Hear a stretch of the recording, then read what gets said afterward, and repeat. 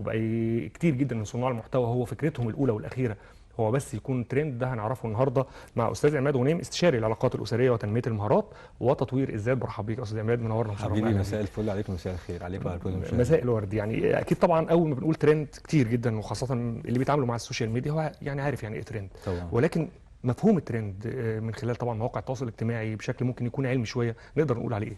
بص، الترند بشكل بسيط قوي عشان نفهمه للناس، هو ده حد بيصنع محتوى الهدف منه ان هو يجمع عدد مشاهدات كتير قوي والناس بتنساق وراه. بس مين اللي بينساق بقى؟ الناس اللي ما عندهاش ثبات نفسي، ما عندهاش ثبات انفعالي، الناس اللي ما عندهاش ثقه في نفسهم زي ما هنتكلم النهارده. بس مش كله بينساق طبعا، ومش كله بيدخل في الترند، بس بيدخل الناس اللي هي ظنا منهم ان ده شيء ممتع، شيء مسلي.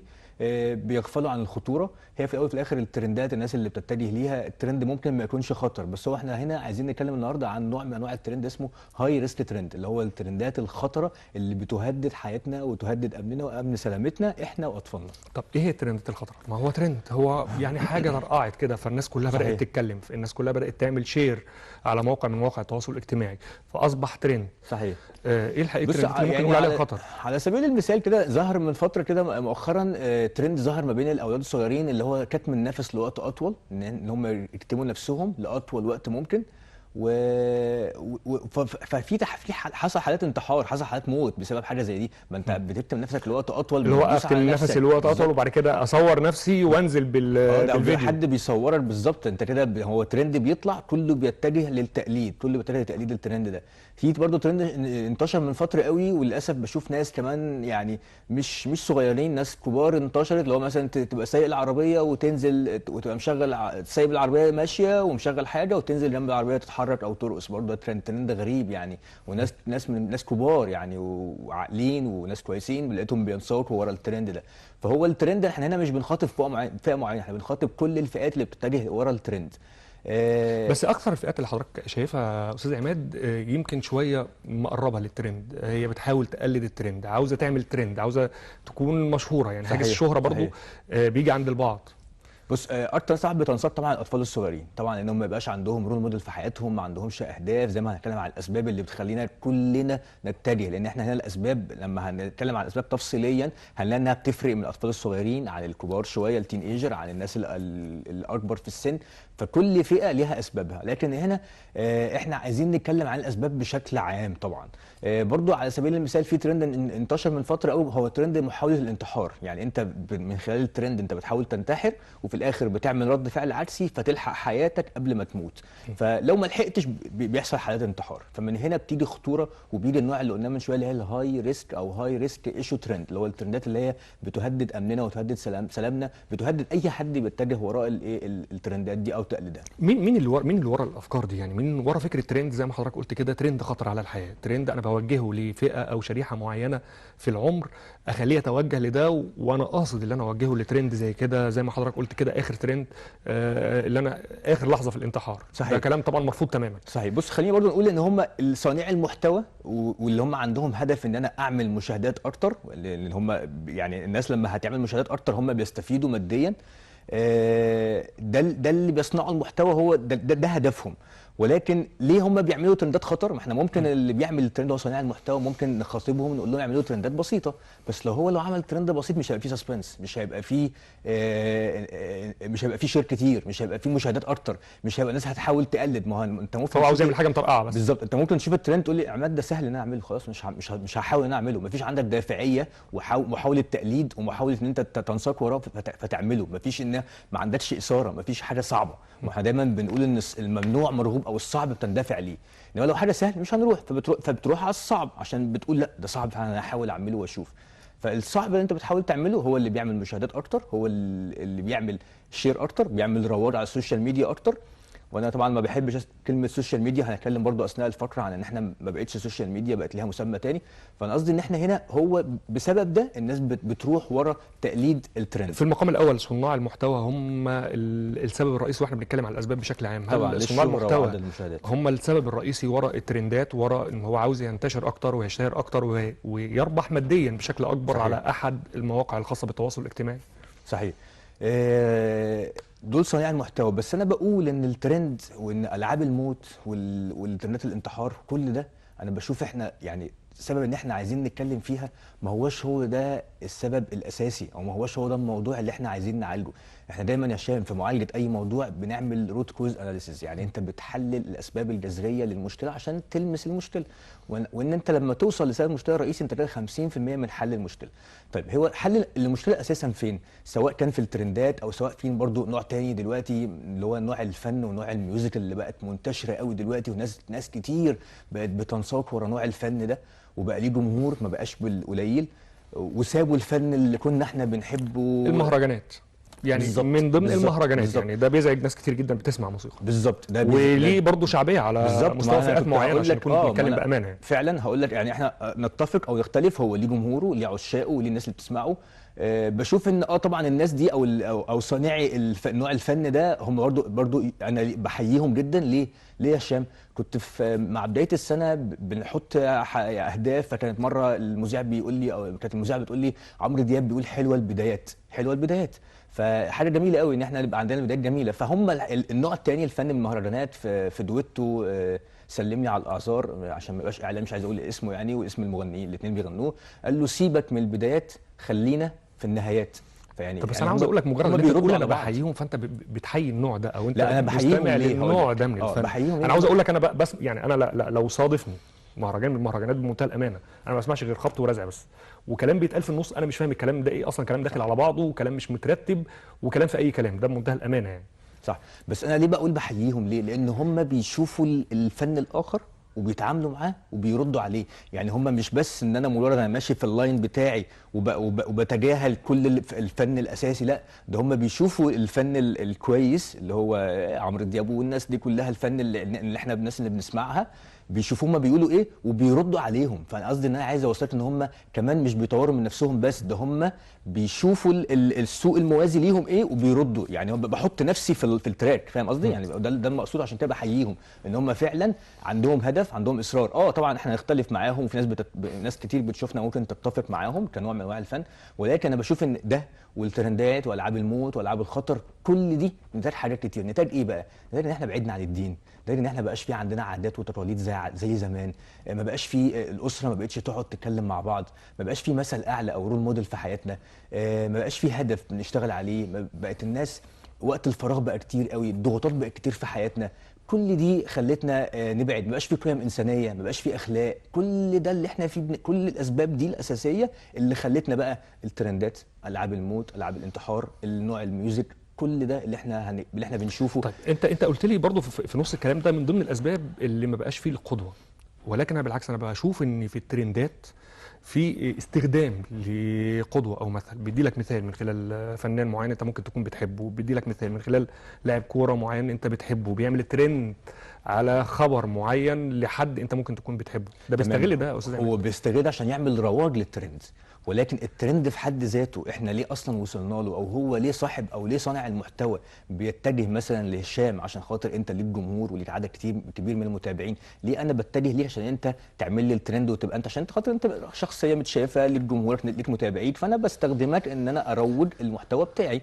فاحنا هنا دي جزئيه ثانيه. احنا هنا كنا بنتكلم من شويه عن الاسباب الرئيسيه اللي خلتنا نبعد عن ده. فلما احنا نلاقي بشكل يعني مبسط كده ان اخلاق الناس بقت مش احسن حاجه، لما تلاقي ان سلوكيات الناس مش احسن حاجه، فاكيد هتلاقي الاخلاق الاجتماعيه للاسف تبقى هي كمان نتاج لكل ده، ما تبقاش احسن حاجه، اللي هي اخلاقنا واجتماعياتنا اللي احنا بنشوفها.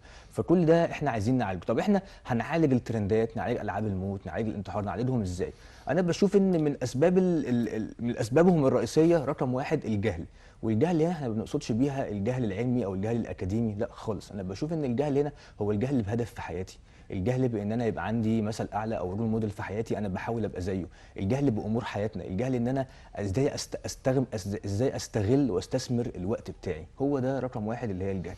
رقم اتنين عدم الثقه بالنفس. ناس كتير قوي ما عندهمش عدم ثقه في نفسهم، وده اللي بيخليهم يتجهوا للترند. انا لو عندي ثقه في نفسي هخلي اللي حواليا يحاولوا يقلدوني.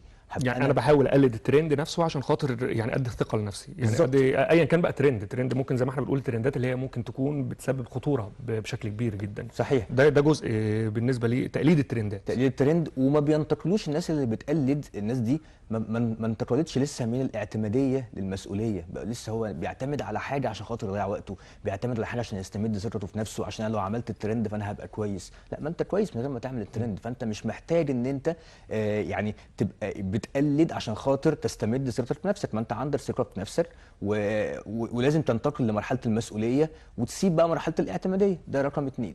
رقم ثلاثة، التربيه. ناس كتير قوي من اللي بتشوفنا دلوقتي بيعتقدوا ان انا لما ادخل ابني مدرسه مش عارف ايه ويبقى ودي له برايفت مش عارف ايه، ويقولوا لي ايه ده احنا كده يا عماد، ده احنا كده بنربي كويس. لا، انت كده مش بتربي، انت كده بتحسن النشأة او بتحسن التربيه. دي يعني اللي هي بتحسن التعليم مش التربيه. دي مش التربيه، التربيه شيء تاني خالص، وكلنا عارفين ازاي نربي اولادنا. ده رقم ثلاثة.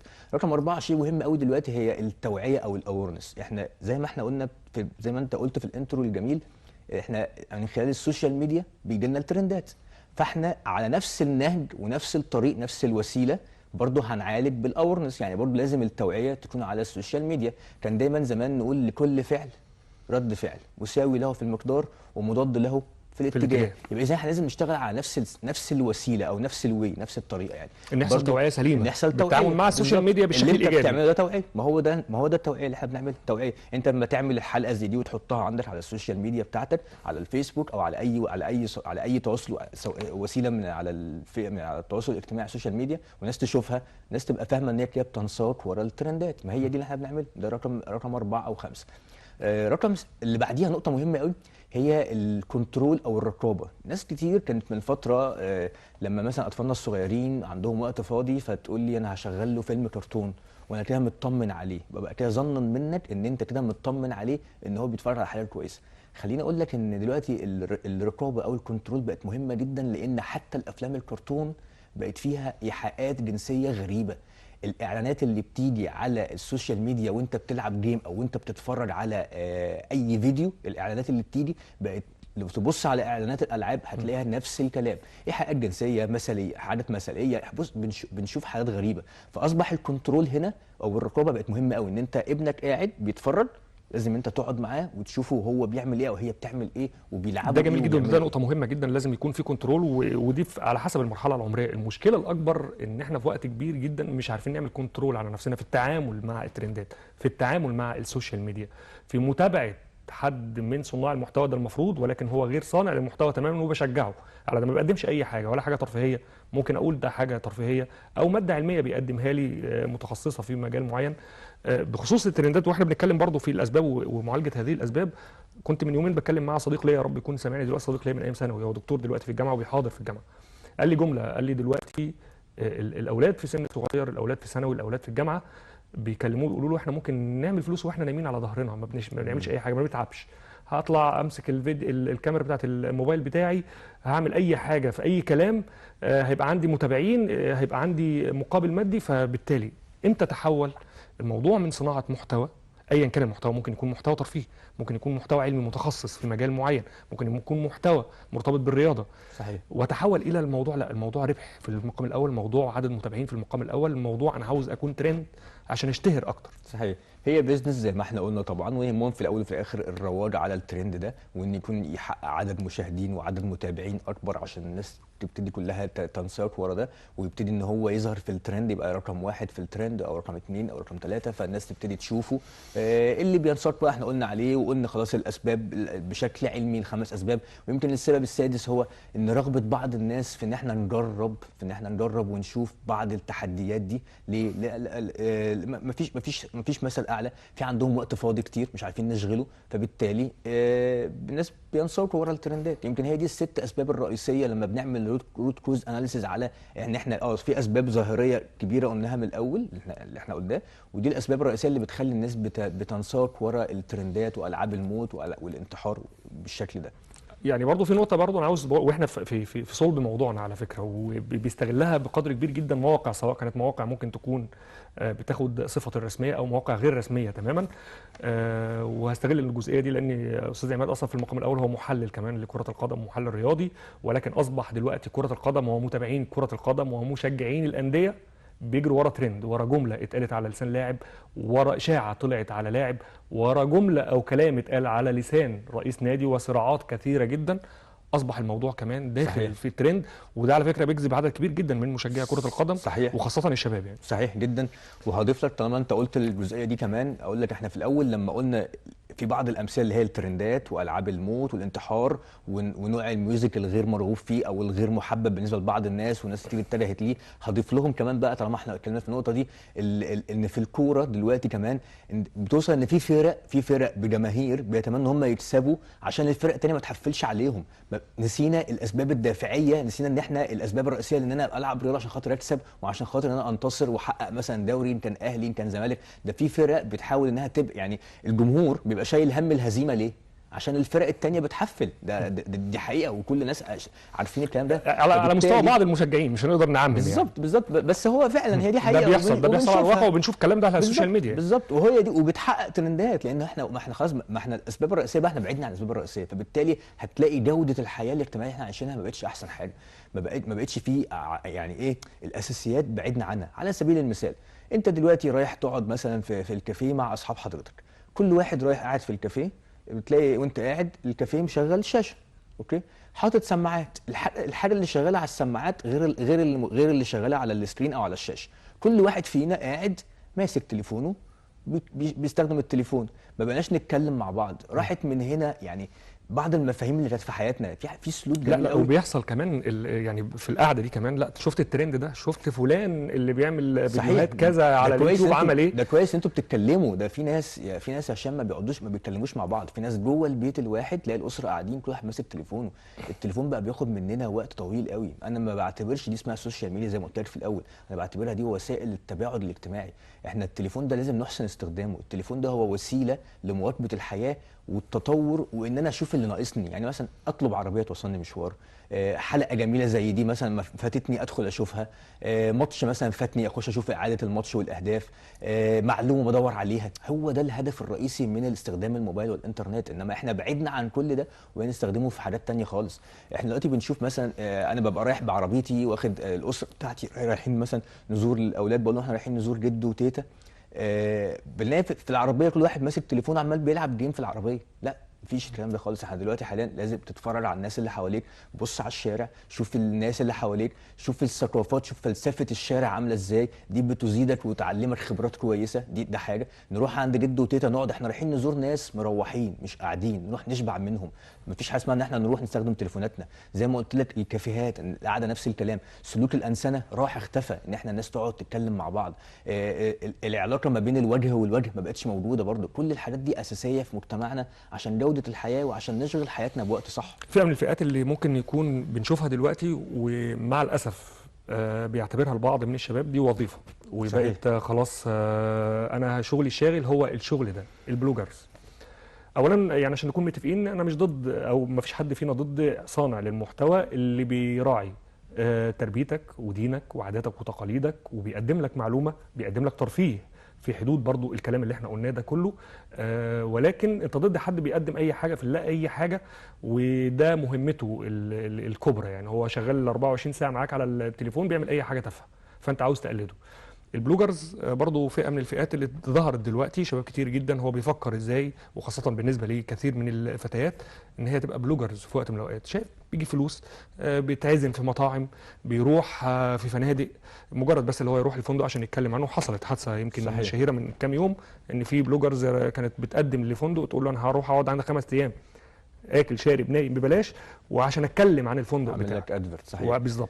هو في السوشيال ميديا، ما هو ده اللي احنا اتكلمنا عنه من شويه، ان الناس كلها بقت بتنساق ورا السوشيال ميديا. احنا هنا اللي خلينا كنا من شويه بنتكلم على ان احنا بنحارب او على نفس الوسيله.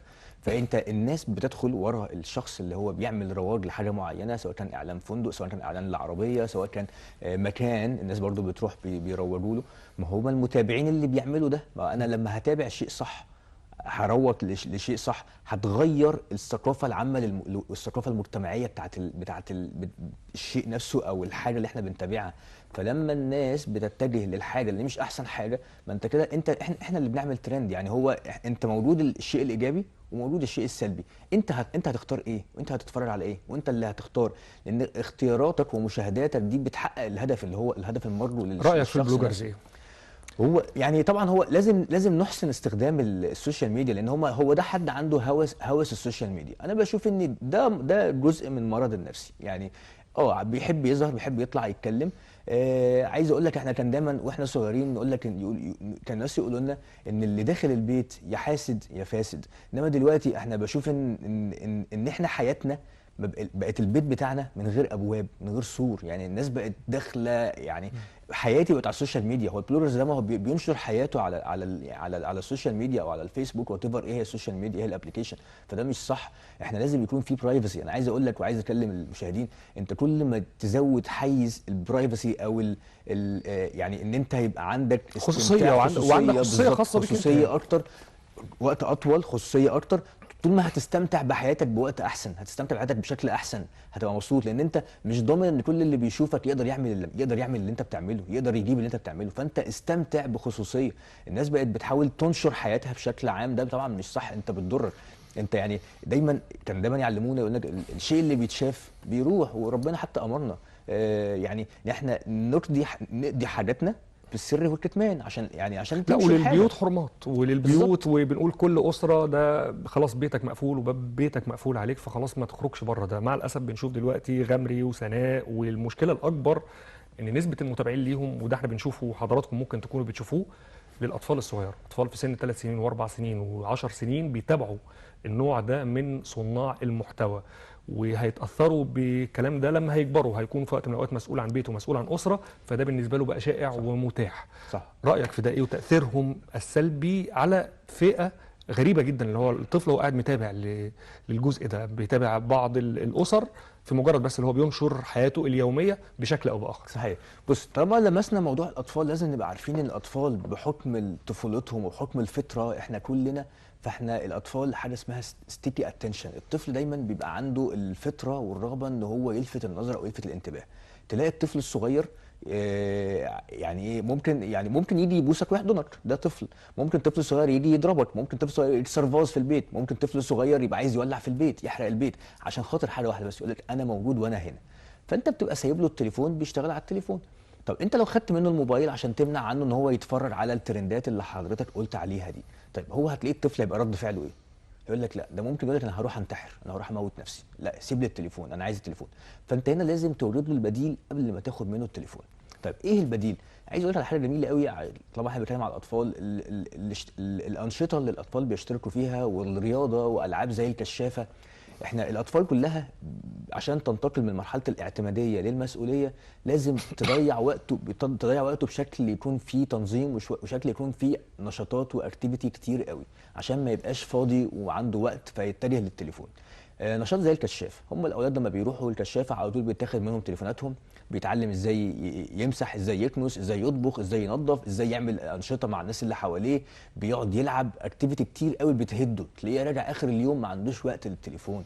فبالتالي بترفع من بعض الايجابيات، زي بيبقى عنده ثقه في نفسه، بيبعد عن التليفون، بيبقى عنده بعد عن الحياه المشروطه. يعني دايما التليفون ده يقول لك انا بقعد على التليفون ليه؟ عشان بيبقى حب مشروط، يعني انا بضيع وقت بحاجه على التليفون. فانت بتخليه يبعد عن ده، لانه ما بقاش عنده وقت ان هو يمسك التليفون نهائي. فبالتالي بيبعد عن الادمان، ما انت الموبايل ده نوع من انواع الادمان. فبالتالي لما بينتقل للمسؤوليه بيبعد عن بعد كده ان هو يفكر في الادمان، والافيه عنده يزيد، فبالتالي ممكن بعد كده يبقى فيه ادمان مخدرات او ادمان اي حاجه سلبيه. فاحنا بعدنا عن الموضوع ده من صغره، ان انت تدخله في انشطه والرياضه، انشطه زي الكشاف دي ليها مردود ايجابي كتير قوي في حياتهم، زي ما احنا دلوقتي اتكلمنا ان هي بتشغله عن ان هو يمسك التليفون. طيب ده بالنسبه للاولاد الصغيرين. طب احنا كناس كبار بقى نعمل ايه؟ لازم يبقى عندنا الوعي، لازم نبقى عارفين نختار ازاي. يعني احنا بنكلم اولادنا بنفهمهم ونوعيهم، وهنا يمكن السبكونشس مايند او العقل اللاواعي بيلعب دور مهم قوي في الموضوع ده. يعني انت كلم الطفل الصغير بلغه زي ما احنا كده بنتكلم، هتلاقي الطفل بيرد عليك برضه، وهيبقى فاهمك انت بتقول له ايه. العقل اللاواعي هو اللي بيسهل لغه الحوار ولغه التفاهم ما بين الاثنين. الكبار احنا خلاص عرفنا ان احنا في اورنس، في توعيه، نعرف نتكلم، نعرف نقنع بعض، نعرف ما ننساقش وراه، نعرف ان احنا يبقى عندنا هدف في حياتنا، رول موديل في حياتنا نحاول ان احنا نشتغل عليه. اضيع وقتي بشكل منظم، لازم يكون الرياضه جزء من حياتي اليوميه. فكل دي لما بعدنا عنها بقى نتاج اللي احنا بنتكلم فيه ده. بقى خلاص التعامل مع الترند بقى بمنتهى السهوله، وبقى تاثيره اكبر. اصبح الترند دلوقتي مش مجرد بس اللي ترند واعمل حاجه ممكن تكون مختلفه نوعا ما عشان يكون في شهره اكتر وعدد متابعين اكتر، وبالتالي في ربح مادي اكبر واكتر. لا، الموضوع اصبح صناعه، ناس بتشتغل الشغلانه دي. ازاي اعمل ترند، ازاي اصنع ترند يلفت الانتباه ويلفت النظر ويكون متواكب مع الاحداث اللي ممكن تكون حاصله. قلنا منها على سبيل المثال اشهرهم الكوره ولاعيبه الكوره والترندات اللي ممكن تحصل في خصوص الرياضه. ولكن دلوقتي بقت صناعه يا استاذ زيمان. صحيح. الموضوع بقى صناعه وفي ناس بتشتغل عليها، وازاي تطلع بالوقت ده. وعلى فكره هنطلع بالوقت ده هنبقى ترند. صحيح. دي كلمه بتتقال. طبعا وليهم حق طبعا، لان زي ما قلنا ليهم مردود، واحيانا دلوقتي لما بيوصل لعدد معين من المشاهدات ومن الرواج الاجتماعي على السوشيال ميديا كمان بيكون ليه مقابل.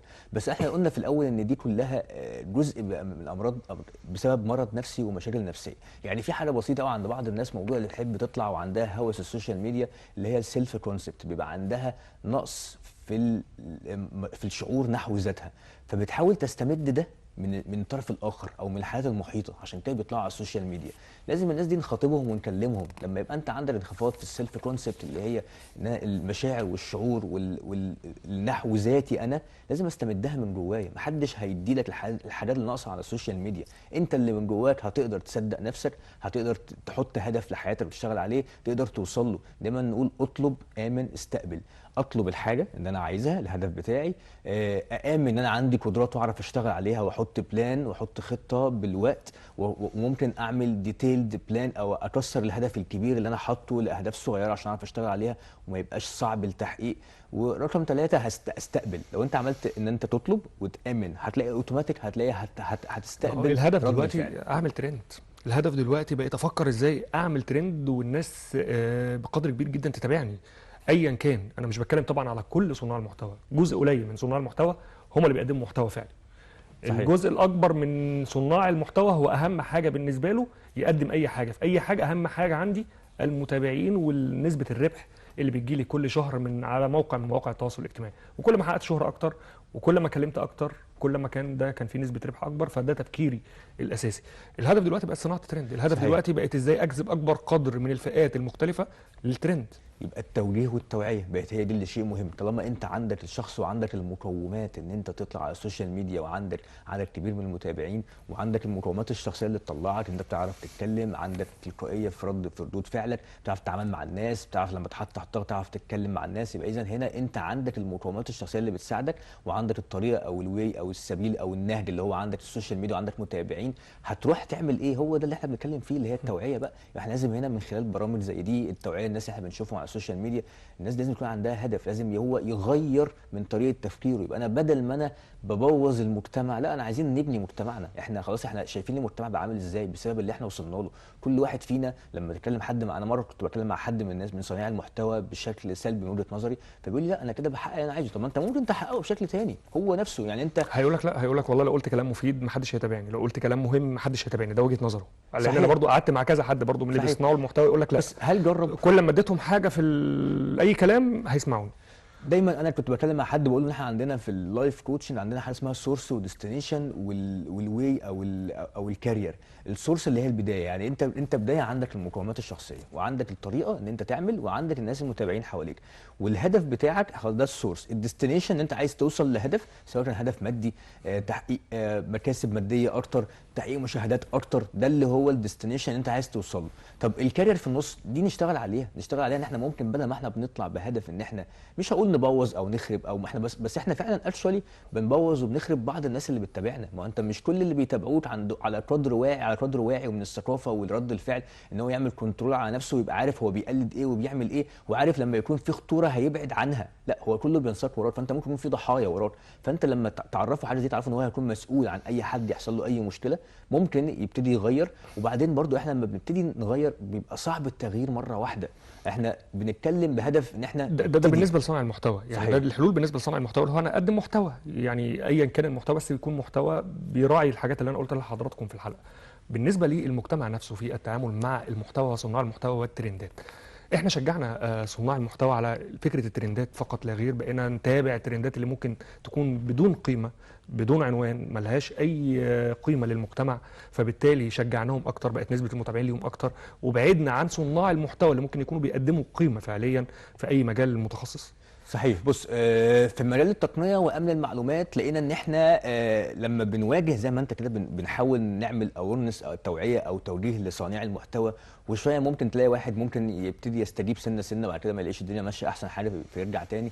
لان انت ممكن تعمل نوع تاني من انواع الكنترول، وهو ان احنا نتحكم في الناس اللي بتشوف. يعني انا هنا ايه، بنخاطب اللي هم العقلاء هنا او الناس اللي هي عندها الباور، بس هما مش كلهم هينساقوا، كلهم هيغيروا. طب احنا ممكن نعمل حاجه تانية، اللي هو الناس اللي بتنساق بقى ورا الترندات وورا المحتوى على السوشيال ميديا، احنا ممكن نخاطبهم بشكل عملي برضو. يعني اولياء الامور، الام دلوقتي بتنزل يوتيوب كيدز، بتنزل ابلكيشن صغير من خلاله هي بتضمن ان الاولاد الصغيرين او البنات بيتفرجوا على محتويات تبقى هادفه، لان يوتيوب كيدز مش بيعمل فلتريشن او بيعمل فلتر، مش اي حاجه الطفل عايزها بيروح لها. ده حاجه. في برضو نوع تاني، حاجه اسمها جوجل فاميلي لينك، هو عباره عن لينك او ابلكيشن بيتم تنزيله، بيبقى الاب او الام على درايه بكل شيء بيتم استخدامه من قبل اولادهم. فانا هنا بعمل كنترول.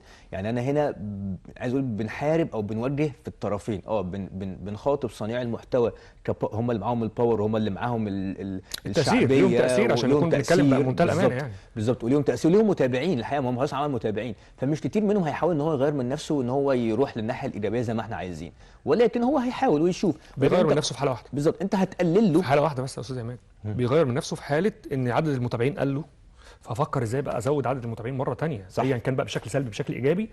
لما عدد المتابعين بيقل فانا بغير، صح، ببتدي اغير من مستواي ومحتواي. بالظبط، هنقلل بقى عدد المتابعين ازاي؟ بشكل بقى تاني زي ما احنا قلنا دلوقتي، طريقتين. ده بشكل علمي، ان احنا ازاي بنعالج وازاي نقلل وازاي بنمنع، سواء ببعض الابلكيشن اللي بتنزل على موبايلاتنا بتمنع او بتعمل بلوك وبتعمل فلتريشن لبعض المحتويات السلبيه. دي رقم واحد. رقم اثنين، انت تعمل كنترول زي ما قلنا في بدايه الفقره، ان احنا اللي عارفين هم بيشوفوا ايه فنشاركهم. والحوار ده الحقيقه بيعمل كمان علاقه الوجه بالوجه. احنا دلوقتي بشوف الاسره الواحده ما بقوش يقعدوا يتكلموا مع بعض، بحيث ان هو كل حد قاعد في جزر منعزله. يعني ده شيء مهم قوي، يعني ان يكون في ترابط اسري، في حوار، في نقاش ما بين كل العيله، ما بين كل الاطراف. ده شيء مهم. احنا دلوقتي ما بقاش موجود. يعني انت دلوقتي بتقعد يعني احنا قلنا بعض الامثله في الكافيهات، والناس اللي بتسافر وبتروح بعربياتها وتخرج او يتحركوا بعربياتهم، مش ما فيش حوار. بس كمان انت جوه البيت، الاسره الواحده ما بقاش فيه نقاش ولا حوار مجتمعي عائلي. يعني ازاي ممكن نرجع ده تاني؟ يعني ازاي ده جزء برضه مهم جدا من حل التعامل مع السوشيال ميديا بشكل عام وبشكل خاص جدا مع الترندات، ان يكون في وعي اسري. يعني الاسره بتتكلم مع بعضها، عارفه الاعمار السنيه المختلفه. ازاي ممكن نرجع الاسره ويكون في لغه حوار اسريه مره ثانيه تبعده من اي حاجه ممكن تكون سلبيه بتضر المجتمع؟ لما توعي وتفهم ان احنا ده شيء اساسي، ان احنا نتكلم مع بعض، ان احنا نتشارك ونتبادل الامور، وان احنا ازاي ان احنا ندير حياتنا بشكل احسن. لما انت يكون جزء من حياه اولادك او بناتك الصغيرين، لما انت تحط لهم هدف يشتغلوا عليه، لما انت كمان تبقى انت الرول موديل بتاعهم، لما انت تعرف تشغل اليوم بتاعك بحاجه كويسه، لما تلاقيهم الحاله والمود، الحاله النفسيه مش احسن حاجه وحاله سلبيه، ازاي نغير المود؟ ان احنا نعمل شويه مديتيشن في البيت، ان احنا ننزل نعمل شويه رياضه. عندنا هابي هرمونز كتير قوي انواعها، زي الاندورفين، هرمونات السعاده. بالظبط، هرمونات السعاده. احدهم اللي هو الاندورفين. لو عملت شويه رياضه في البيت، خلاص انا بقيت سعيد، بقيت مبسوط. مش لازم ان انا سعادتي مش هاخدها من انا من حاجه مشروطه اللي هي يكون بالتليفون او الانترنت. لا خالص، انت سعادتك انت اللي بتعملها لنفسك، انت اللي هتخلي نفسك سعيد وانت اللي هتخلي نفسك مش سعيد. فبالتالي انت لازم التوجيه، لازم الاورنس، التوعيه شيء مهم قوي، وان انت تشوفهم وتشاركهم. لازم احنا نتشارك ونتحاور مع بعض على سبيل الاسره الواحده، عشان نشوف مردود. لان احنا حياتنا الاجتماعيه، المجتمع مش هيتحسن غير لو كل واحد تحسن. لان هو المجتمع عباره عن افراد واسر. لو كل واحد يبص لنفسه ويخليه في ورقته، انا نفسي انا عماد عايز ابقى احسن من عماد بتاع امبارح، انا نفسي عماد عايز عماد بتاع بكره يبقى احسن من عماد بتاع النهارده. كل واحد يبص في ورقته، كل واحد يخليه في حياته. جوده حياتك انت اللي هتصنعها، انت اللي هتؤثر في حياتك، وانت اللي هتغيرها، محدش هيغيرها لك. انت واللي حواليك. لما كل واحد يبقى كويس، هنلاقي في الاخر حياتنا بقت احسن، وهو ده هدفنا. هو ده اكيد طبعا هدفنا. استاذ عماد غنيم، لايف كوتش واستشاري العلاقات الاسريه وتنميه المهارات وتطوير الذات، نورتنا وشرفتنا. بشكرك على وجودك معانا. شكرا ليك. مع